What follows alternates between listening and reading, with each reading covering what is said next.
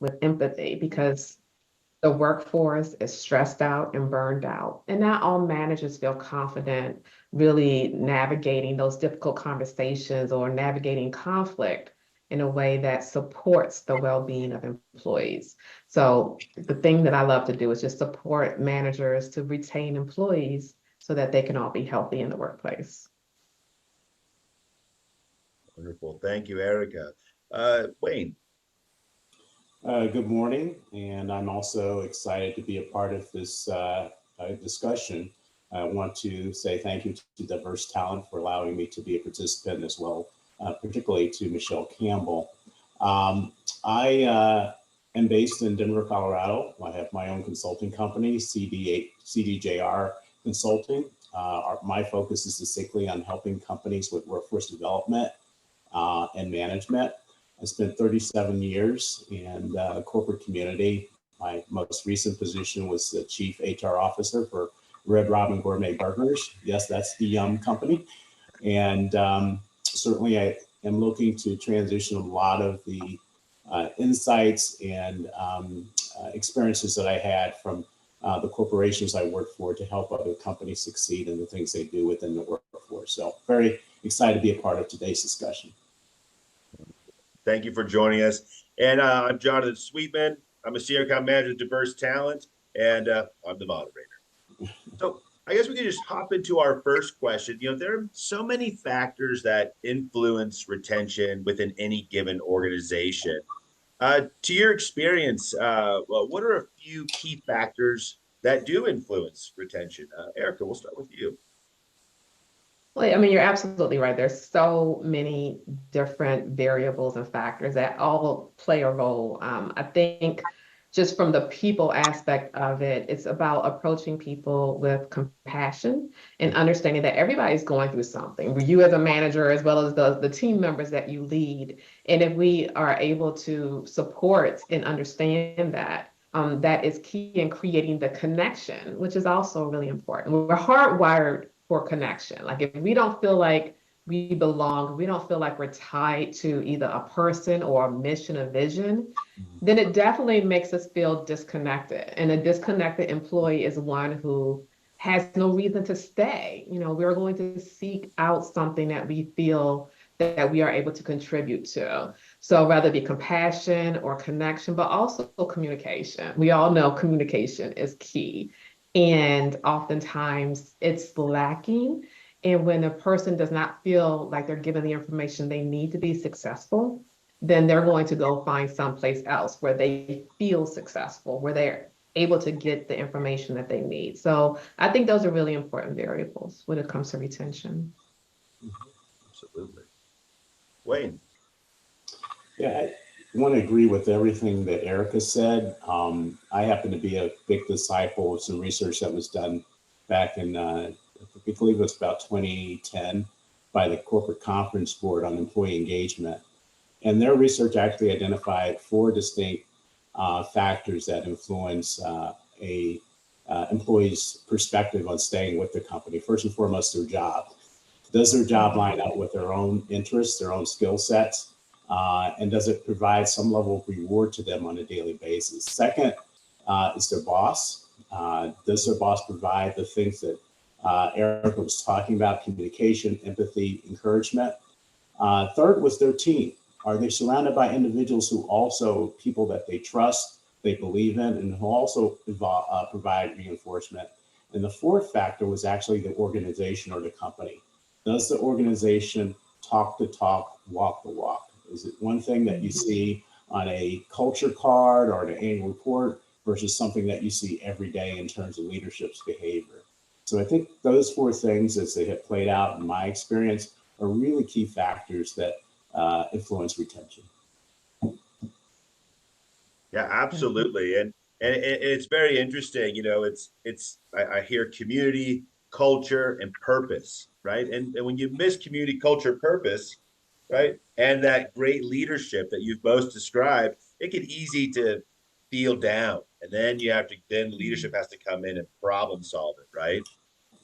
So, and speaking of management, what are some challenges that managers and leaders face when trying to cultivate an environment that inspires people to not just join, but to stay? Mhm. I'll leave that open. Wayne, we'll start with you. You bet. I also am a big fan of the work that was done by Patrick Lencioni and the five dysfunctions of a team.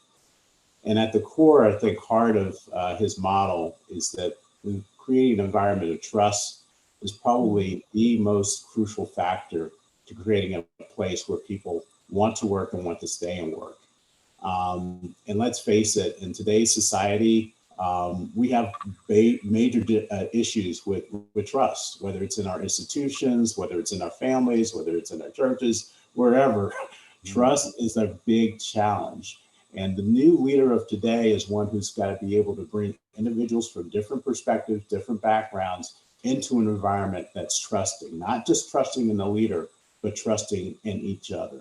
And that's why professionals like Erica are so important.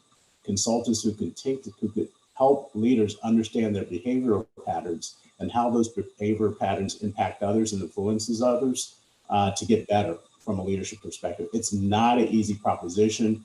Some people just have it naturally. Most of us don't. And we really have to work hard at it. But it is a true challenge of leadership today. Erica, what are your thoughts? I 100% agree with you. And I think the point that you just made, that some people have to work at it, is one that I hope is embraced and received, because it's possible. Some people say, well, I have a skill set in the widgets and the numbers and the project management, but the people part, that's not my jam. But that's okay. It's a muscle that can be developed and strength if a person is willing to do it. And the other piece that you mentioned, trust, so important. A lot of times managers, leaders may say, I'm doing all the stuff that I can, and this person, this employee is not responding. Well, that's because maybe they're bringing their stuff from their old position into their current one. And as a leader, you have to learn how to navigate that as well. Trust doesn't just come because you blinked your eyes and said, please and thank you. It's cultivated and developed. And if managers don't have the skills, the techniques, even the confidence to do what they need to do to create an environment where trust can grow and develop, then that's, of course, going to lead to more challenges with keeping that employee, because then they're going to say, well, this place is just like my last place, so I'm going to go find my next place. And nobody wants that. I think what's amazing about what just came out of this little piece of conversation, there's a skill that you just mentioned, or something that we all can do and we need to learn to do, right? Taking the baggage, the problems from the previous organizations, it's almost like parenting. I take the problems from my own childhood, right? And then I catch myself accidentally pushing that on my own kids, but I need to break that chain. So what's a good step a manager can do to take this trauma from the past organization, a low level issue, right? But to not bring that to the new team in the organization. One of the things I believe that every leader has to do is just develop a true, honest, and transparent rapport with their employees. And there's always been an adage that, hey, as a leader, just focus on the job. But you really have to get to know the person as an individual. There are things that occur outside the job that also reflects them. And so being able to establish this one-to-one connection, not just talking about what's happening at work, but also understanding and appreciating what they do outside of work and how that makes them, their authentic self each and every day, is truly important. Again, it's not always a skill set that every leader brings to the table. Some are much more better at it than others. Others have to work at it, but they have to embrace that, building that type of rapport with an individual. And it's okay for the leader to say, hey, this is something that's new to me. I'm still trying to break through. That level of honesty and transparency with an employee also wins points. An employee knows that your intent is to build a good rapport, not only to help them be better in their job, but help them in any way, shape you can to help them in life. There's an adage by a researcher, I believe his name was Studs Terkel, that work are in the workplace. It's a daily pursuit for meaning as well as a daily pursuit for daily bread. And so we're not just there to collect a paycheck. Many of us are there in the work setting to actually find meaning and purpose in what we do. And it's a leader's responsibility to do that. And you have to truly understand what that person's sense of purpose is. And the only way you do that is just establishing that rapport. Absolutely. Definitely. Recognizing that a person is more than just their job description. That's right. They are a whole person and they bring all of themselves. Rather you see it, we don't walk around with name tags saying this is all my stuff, this is everything I've been through. But we have to know we bring all of our unique lived experiences with us wherever we go. And that includes the leaders too. So owning your own stuff, as you said, Jonathan, realizing what you may be leading through because of your own past hurts, because of how you are, the fight that you just had with your significant other before you logged in that day. Right. And just recognizing that, to your point, Wayne, you're not, as a leader, going to be perfect. And you're not going to come out the gate knowing everything. But if you show up as a real person with your own vulnerability and say, I'm trying, this is new for me, I would love your feedback, and so that we can build this relationship together, that does create an opportunity for trust because of the transparency. And it relieves some of the pressure that a leader puts on themselves to have all the answers and to fix everything. It's like, no, you can't. It's impossible. So give yourself grace in that space, and they will too, hopefully. Yeah, Absolutely. I just wanted to say, I think Erica hit a nail right on the head, is asking for feedback. When leaders go to their employees and ask for feedback, it reaps huge dividends because it distinctly tells that employee that this is part of a partnership. I don't have a leader who thinks that they have all the answers. They're looking to me to provide some level of input, some level of coaching, some level of information to help them be better in what they do. So I can't underscore that enough, that there's real power in asking your employee for feedback. Absolutely. In my mind, I heard there's a humility from leadership Yeah. and create resiliency in the team and organization. Yes. There's an interesting corollary that's really coming out of this conversation, But I want to throw a little bit of a curveball question, not a total curveball. But so consider that there are many different company sizes and layers in leadership and responsibilities.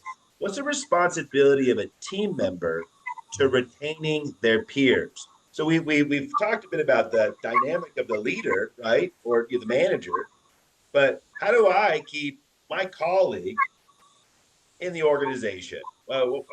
Erica, I'd love to hear your thoughts on Yeah, I love the ownership piece, right? Because we can't just put it off on leaders and managers and the C-suite and everybody else to make the stuff happen. We have to own our own piece.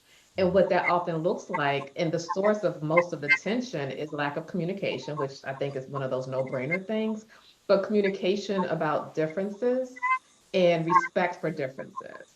And recognizing that, some of us respond to change in very different ways. Some of us are like, yes, change, but I'm embracing it. And others have a really hard time.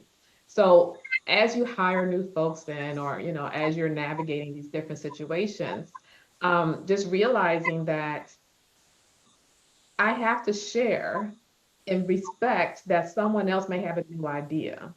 And I cannot have conflict around the new idea. I have to learn how to receive it and see how it can bring value to what I, as an employee, may see happen in the organization. But then talking to them, like, I'm concerned about this, I'm not clear about this, and even the whole scuttlebutt of side talk, not the side talk. Go directly to the person and say, when we were in our meeting, I felt like you undermined the statements, the ideas that I shared. I would like to talk to you directly about that. And navigating those conversations across the differences, whether it's because of conflict or change. Those things are really key in owning a piece and keeping your team members with you in the organization. Very true. Wayne, what are your thoughts? Well, I think that in most corporations, there's always this emphasis that it's a team effort. Ever when it comes to evaluating performance or giving out awards or giving recognition, it's always done on an individual basis. And I think we're kind of at a crossroads where teams truly do make a significant difference in terms of the outcomes and productivity of an organization. And those organizations that start to do many of the things that Erica talked about, building this insight of codependency across the group, that individuals start to understand that my success is linked to the success of every other person on this team. And that if we succeed and we win together, then that's not only good for the organization, but good for us. Unfortunately, in most leadership development programs, many leaders are not provided the insights and tools and capabilities on how to build that type of environment, how to look at organizational health from a team perspective. When you do build that type of environment, and there is a recognition of codependency, then team members distinctly want to make sure that others stay on the team because they realize that a loss of a team member means a loss for the team. That there are things that team member is not going to, that space is not going to be able to do because that job is open. That's going to impact the rest of us on the team. And also, I'm going to probably have to pick up even more of a workload on my desk because that team member is missing. And so it is so important as leaders now today that we reinforce this idea of codependency and teamwork. And once you get to that point, then I think it's kind of natural for team members to start to recognize that they do have some ownership in retaining the talent on the team. I love that. It's the connection that the leader provides the information, the tools, the strategy, the connection to the why to the team members, and then empowers the team members. Now that they have the tools and the understanding, they're able to then go out and do it. Yes. I love that. Yes. I wonder, there are some environments where it's super clear. I'm prior military, so when I served, I was on a team. I was very specific. It was very clear. We slept together, we ate together, we did this together. When someone plays on a sports team, it's in the language. It's a team. But what about how can one foster where you in an organization where, especially considering a lot of remote work, or hybrid work, where people end up on islands? How does a peer help retain other peers, right? When there's a natural geographical fracture inside the organization. It's not easy. I think I posed a question earlier about, how do you sustain your DE&I objectives in a gig economy where individuals are kind of looking at their jobs independently. They're kind of these free agents and they don't see themselves as part of a greater whole. I worked in an organization of software coders who spent hours on hours at a PC writing code, many times in their own homes or in their basements or whatever, but they all reported into one boss. And being able to, in that environment, create this team environment is extremely challenging. What I did see many of those leaders do is to pull these coders together, and they together will work on a common code across the team. And so in addition to working on your own coding project, there was a team project where they had to come together for 45 minutes and together collectively write code for some type of aspect of their program or platform. I believe Google and Amazon do this regularly as part of their team building exercises in order to try to build that level of camaraderie on some regular basis. But Jonathan, you're absolutely right. In the growing environment of virtual work, it is so tough to create that team concept. Yeah. Yeah. And I think just realizing that it has to be created, as you said, Wayne, it's not one of those things that just happens naturally the way it would if we were all in the same space. It has to be cultivated and intentionally developed. And that means, as you said, designating time where people actually work together, Right. but also normalizing asking for help, normalizing sharing what I'm doing with you so that we are understanding each other's strengths, our wins, and our challenges, validating our efforts. And, it's okay to give somebody kudos as a Yeah. team member to say, you know what, that worked really well. You did a great job on that. And that once again builds that connection. It's also important, and I say this not to be on the negative side of the table, but also as managers to not use the space to pit people against each other. In Yes. that, I was unfortunately one of my coaching clients, she as a manager was being motivated with somebody else is doing better than you. You have to reach their level if you want to receive the next level promotion. And it was an unfortunate negative reinforcement for her. It was working, but she was burning herself out trying Mhm. to reach this new standard. It was only after she connected with her peer, a fellow manager, and they started talking that they realized that they were being played against each other. Oh, So we don't want to use the remote work environment in an unhealthy way. We want to use it in a very healthy way. absolutely, absolutely. And I appreciate you brought that up, how that dynamic can happen intentionally or accidentally, in those island environments. And I also appreciated, um, especially when you're in a world, I think about the coders, those independent operators that are out there, they're successful. Part of their success is they can operate by themselves, but you end up with that disconnect problem. And I like the idea of inviting someone in, even if you know the equation's right, invite the spot check in order to create that community intentionally and thereby have that good retention around you. Mhm. So great discussion. So a follow-up question to that one. So we've talked about retention from leaders, managers, in between team members. But what about a team member trying to retain their leadership? It's kind of a different dynamic, right? What are your thoughts around team members trying to retain their managers and their leaders? Mhm. Yeah, I think it goes back to the feedback that Wayne and I were speaking about before, in that your manager is learning and growing just as you as an employee are. So what type of feedback are you giving them? On top of that, not coming from a place of assuming you know what you as an employee needs. Being clear, like, these are the challenges that I'm facing. This is what I need help with.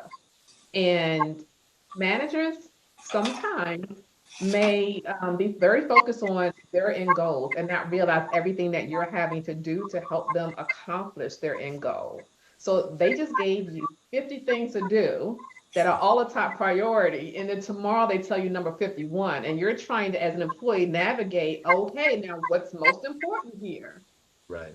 Ask them, okay, so now, manager, I have 51 things. Can you help me prioritize what is most important so that I can make sure I'm giving you what you need so that you can move forward and be successful? So not Right. making assumptions, but really seeing it as a collaboration, regardless if it's at this level or at this level.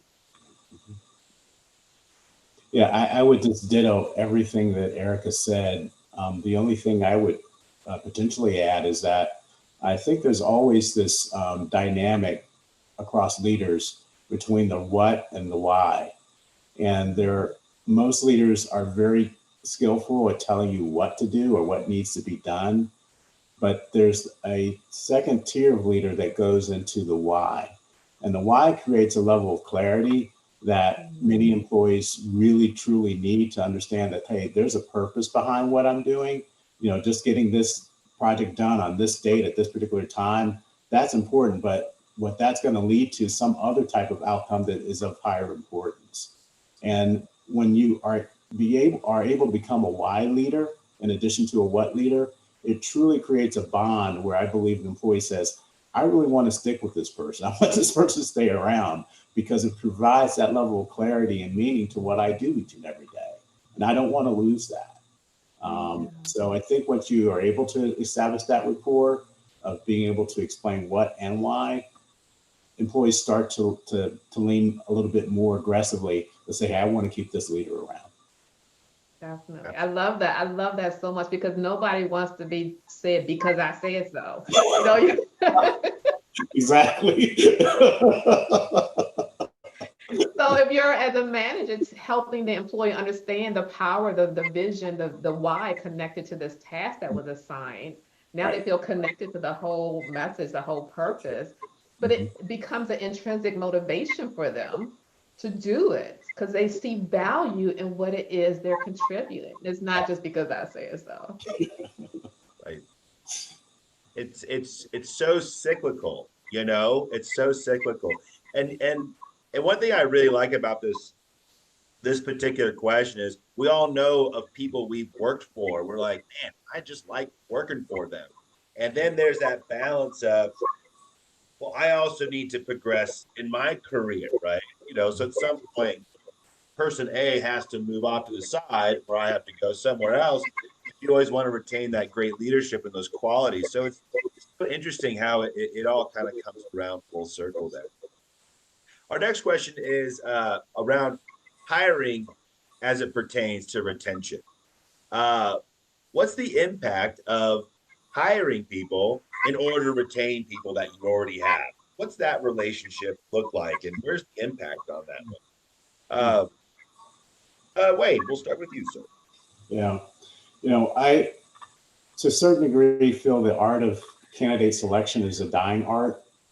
So much today is based on let's try to see if this resume relates directly to all the things within this job description, but not necessarily whether the person as an individual from a personality and style perspective fits with the organization as well. And this whole idea of culture and organizational fit, I think, is kind of a dying aspect of the selection decision. Not everyone is built for every organization, and not every organization is built for everyone. And it's really becoming more and more important as hiring leaders that we spend a little bit more time understanding the person's commitment to team dynamics, how they work with groups, how they work with others, with their commitment to supporting group and team of goals and objectives, as well as whether they truly appreciate being a part of a group. There are individuals who really want to be left alone, and they may have the greatest skill sets and greatest education, but they can be a cancer to your organization. And so today, the selection decision, I believe, is one of the most important decisions that leaders make.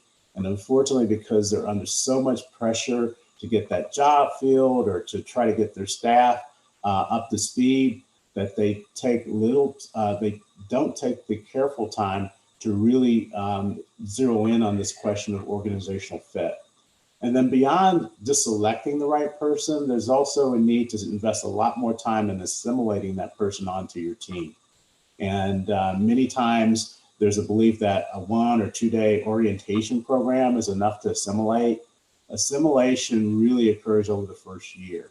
And the leaders who spend more time understanding all the different experiences and exposures that build for a healthy and productive employee are the ones who are going to win in the end. And unfortunately, many organizations, again, just don't take the time to appreciate that.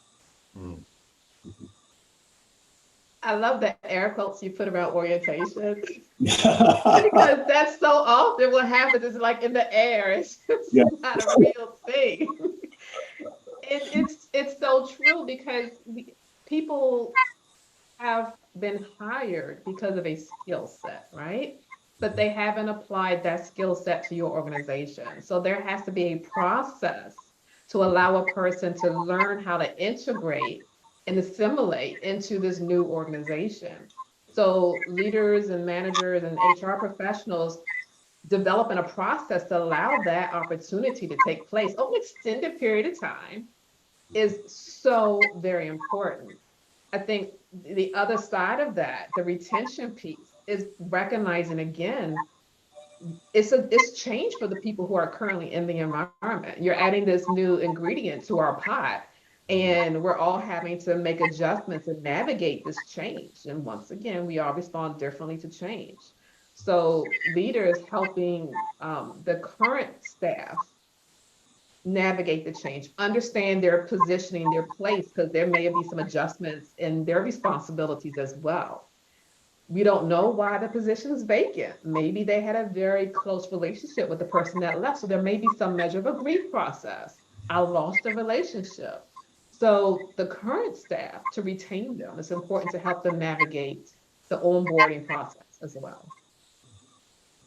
So interesting, and uh, everything you both have described, I can't help but like relive moments in my life, and I'm a microcosm of what you described. I worked on a paint crew, right?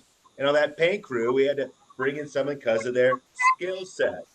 But due to onboarding problems, right? That person created, they negatively impact the culture of the paint crew that I was on, which created problems. Whereas they onboarded on someone new, and it was you got a different result. And so it's so amazing.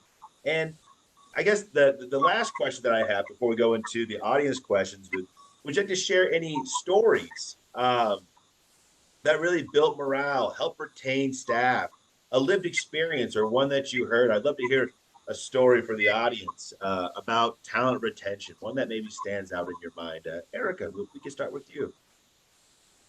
Yeah, one thing that stands out for me is an organization that I came into their fold first doing some training and development for their managers. And it was in the space of D&I. They had surveyed their folks in their organization, and contrary, like some organizations, they actually read the surveys and listened to what the surveys reported, and then created the strategies, the resources, the tools that address the survey needs. And one of those needs was that employees had said, and managers specifically said, we know that DE&I is important, but no one's telling us how to do it. No one is telling us how to create an environment that's inclusive, that cultivates psychological safety. So, I went in and I developed training for them around these strategies. And in hearing, not just from them, but then also there was a second, a roundtable with just the leaders, hearing how they were valued by their organization. This organization has such longevity in their management as well as employees. People are there for 5, 9, 15 years because they feel heard. They have a voice. They feel connected. They know that they have to go with some of the changes, whether they agree with them or not, but at least they know why the changes are taking place, and that they know that they're continuously challenged to grow, and not just on their own, but because the organization recognizes why it's important, they're giving them the tools, the strategies, the information to grow and develop. So I think that was really key in them having really, really great retention on all levels of their organization. Wow, that's an incredible example. I don't know if mine compares much. In one of my last roles, I was with a restaurant company. And right after COVID, as we all know, companies were experiencing just immense levels of turnover. And certainly in the restaurant industry, employee turnover was just absolutely rampant, first and foremost, because many individuals weren't totally comfortable working in a restaurant, post-COVID, because of the threat from an illness perspective. And then secondly, just the overall dynamics in the restaurant industry, jobs outside the restaurant industry were becoming more attractive, and companies were more willing to hire individuals who had no experience in their industry versus some. And so I remember summer 2022, turnover rate for this restaurant company was like 200%. And literally restaurants were losing their employee workforces every three weeks. It was turning over. The entire team was turning over every 3 weeks. And so one of the things that they implemented was something called connection conversations. And every restaurant manager would meet with each employee one-on-one for about 20 minutes once a week to ask 3 distinct questions. The first question was, how are things going? The second question was, how do you think we're doing as a restaurant?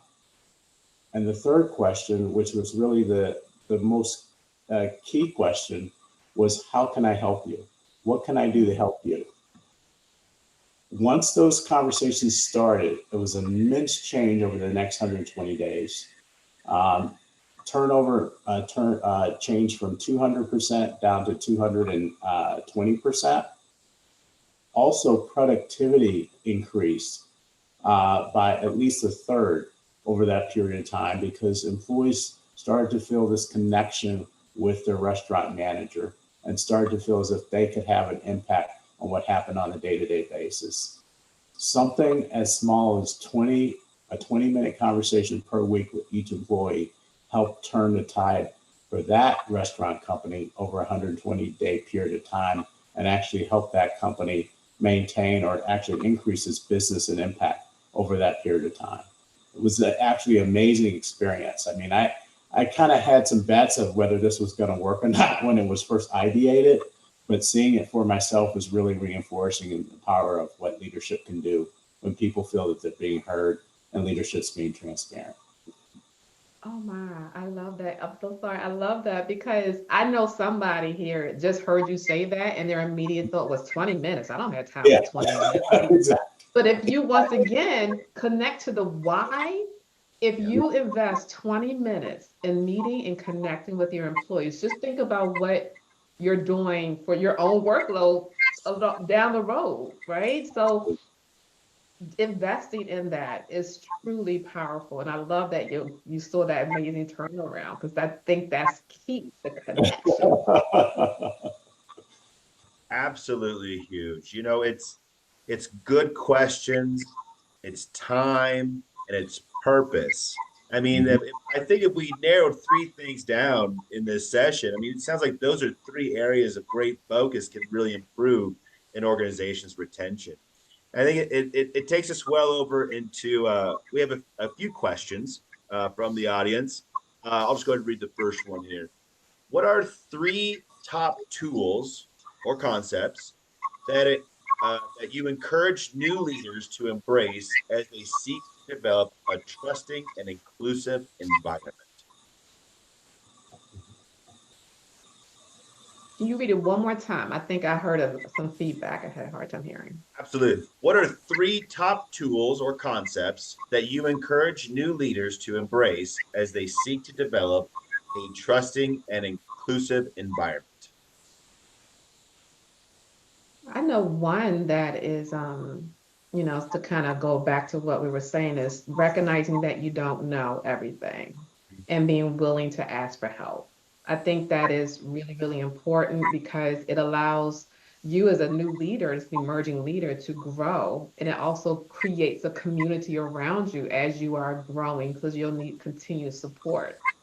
A lot of times when you talk about, reaching out to others or even being a support to your teammates, and we're talking about asking them these very valuable connection questions, or even when you notice a change in an employee's behavior or mood, and we're as consultants or trainers encouraging you to reach out and check it, but hey, how you doing? I noticed a change in you.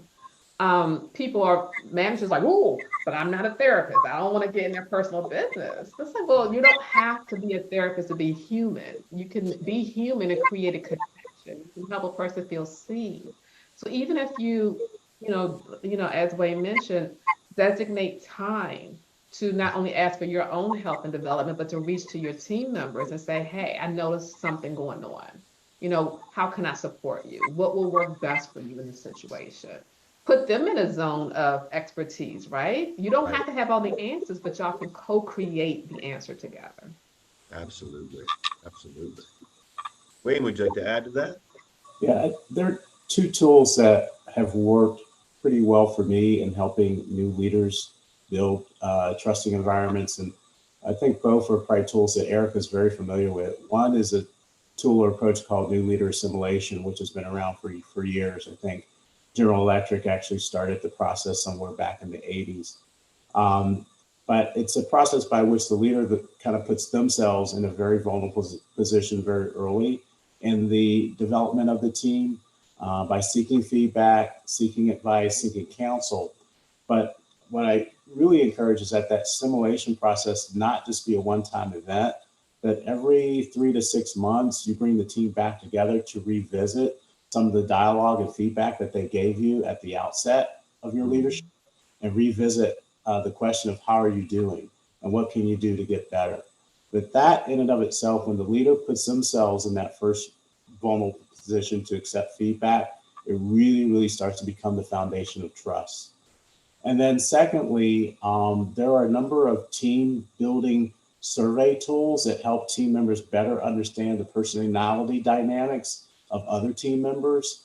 One of the tools that I used in a number of different team building exercises, something called the Insights tool, but there are just a host of other tools that can be used that will not only provide clarity and transparency for the individual in terms of how their behavior shows up on a day-to-day basis, but also how their behavior impacts the team. And by sharing those results across the team, it really eliminates barriers by saying, wow, when I see Erica kind of tilt her head or has this expression, it's not that she doesn't like what I just had to say. She's actually pondering in thought in terms of how to respond to it. And there's so many times that we misread individuals through their physical behaviors or the things that they say or do, and not truly understand that those behaviors aren't necessarily intended to be the way that we read them. And so that's what these tools typically help. And that those two exercises I have found help to build a organizational healthy environment where there's trust and empathy and commitment. Absolutely. And again, cyclical nature, trust, sharing results, the co-creating, as you described, Erica, they're also interwoven and require that proactive nature. Here's a bit of an interesting question. So how do you define or think about agency and autonomy, and how do you feel these concepts impacting retention? Well,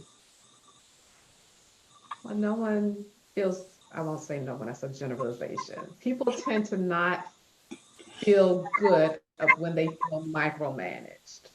So part of retaining employees is allowing them to stretch and allowing them to develop with guidance and instruction and clear communication, and giving people autonomy to think independently, because they're in that position for a reason, and they have a unique skill set and expertise having been in that position that maybe someone else may not be privy to. So when we give people autonomy to work with check-ins, we're not out there wild west here. We do have to have a measure of accountability. But I think people, once again, if the communication in connection to the why is clear, then it allows people to feel like they are more intrinsically motivated once again with that, and they don't have to be managed so minutely to get it done. Absolutely. Wayne, any thoughts? Yeah, I love Erica's discussion on that topic. There's an organization called the Great Place to Work Institute that's based in, I believe, Northern California, right outside of Oakland, led by a guy by the name of Michael Bush. Every year they work with Fortune magazine to publish the top 100 best companies to work for. And they've been doing research over the last 30 years of those top best companies to work for. And one of the points that Michael makes in his book, Best Place to Work for All, is the fact that the top 100 best companies to work for have one real aspect or trait in common, and that they distinctly focus on allowing individuals to answer the how when you have the question of the what, the why, and the how. And so from a leadership perspective, they train their leaders to be very clear in identifying the outcome, the what, also be very clear in identifying the reason, which is the why, but give employees the autonomy to determine the how. And that creates a work environment that is motivating and rewarding for their employees, and also helps them to achieve their results. The top 100 best companies to work for every year in Fortune magazine outperform their peers by 20 to 30% more in terms of financial rewards and productivity. And a lot of it because they create an environment where people thrive and they give discretionary effort to go above and beyond. I love that. And a specific strategy, having that specific knowledge and strategy to implement, I think empowers managers because, we want to do well, but Right. sometimes we don't know exactly what to do. Like, give me a specific thing to do. And I love that, we have wonderful research to kind of reinforce this messaging.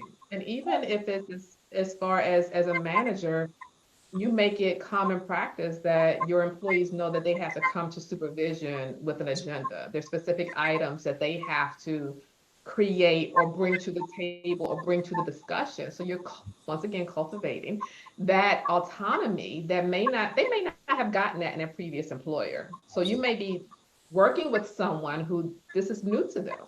So it's kind of setting that as a standard and an expectation once again goes to your point. I love that. Absolutely. Well, we have a few minutes left, and we have more questions that we can get to, but we'll do it. This is our final question. How do you balance the need to retain talent with the necessity of managing performance and holding employees accountable? You have to hold people accountable. That's that feedback loop. And sometimes leaders are they avoid having those difficult conversations because they're afraid of what the response will be, or they don't feel confident in knowing what to say. But the only way someone can grow and develop and therefore be retained in the organization is through your feedback. Even if it's feedback that you feel is negative and that they did not perform up to standards, give them that feedback, but also give them strategies to grow and develop.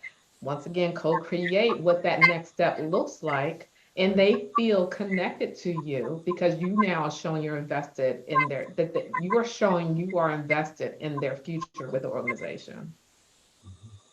Absolutely. Yeah, I can't agree with Erica to any greater degree. That accountability in and of itself is kind of where the rubber actually meets the road.